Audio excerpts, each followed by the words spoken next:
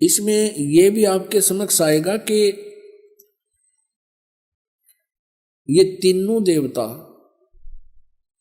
श्री ब्रह्मा, श्री विष्णु, श्री शिव जी पूरे ब्रह्मांड के संचालक हैं। और पवित्र ईसाई धर्म के इतिहास में भी उनका जिक्र है। भले ही उनका नाम नहीं है, नाम अन्य वो अपनी भाषा में कुछ भी लिख ले। अपने आत्मा परमात्मा ने आदम और हव्वा की उत्पत्ति की, जैसा पवित्र बाइबल में लिखा है। और फिर मनुष्यों की रचना करके सारे जो कुछ भी यहाँ बनाने थे बना के, चांद सितारे पृथ्वी आदि। तो परमात्मा जो सर्वश्रेष्ठी रचनहार है वो तो विश्राम कर लिया, उसने ऊपर तख्त पर चला गया। उसके पश्चात यहाँ इस काल भगवान ने बागडोर संभाल ली, ब्रह्म ने, जो श्री ब्रह्मा, श्री विष्णु, श्री शिव जी के पिताजी हैं। तो इसमें ये प्रमाण दिखाते हैं कि क्या लिखा है कि आदम और हव्वा, आदम व्यक्ति का नाम है और हव्वा उसकी पत्नी है। उन दोनों को इस काल ने अपने पुत्र ब्रह्मा जी को संभाल दिया। अब आगे दिखाते हैं, ये भी दिखाते हैं कि ये तीन हैं जो इनको कंट्रोल करते हैं। किसको? ईसाई धर्म को। ये देखिए वो तीन हैं, तीन का भी प्रमाण आपको देते हैं। ये देखिएगा, ये है 24 पृष्ठ और वही उत्पत्ति यानी जेनेसिस 17-18। तीन अतिथि।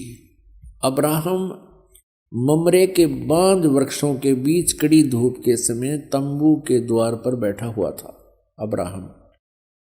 तब योहा ने उसे दर्शन दिया। उसने आंखें उठाकर दृष्टि की तो क्या देखा कि 3 पुरुष उसके सामने खड़े। ये तीनों ब्रह्मा विष्णु महेश। जब उसने उन्हें देखा तब उनसे भेंट करने के लिए तंबू के द्वार से दौड़ा और भूमि पर गिरकर दंडवत की और कहने लगा, हे प्रभु, यदि मुझ पर तेरी अनुग्रह दृष्टि है तो मैं विनती करता हूँ, अपने दास के पास से चले न जाना। मैं थोड़ा सा जल लाता हूँ और आप अपने पांव धोकर इस वृक्ष के नीचे विश्राम करें। फिर मैं एक टुकड़ा रोटी ले आऊं और उसे आप अपने अपने जीव को तृप्त करें, तब उसके पश्चात आगे बढ़ें, क्योंकि आप अपने दास के पास इसलिए पधारे हैं।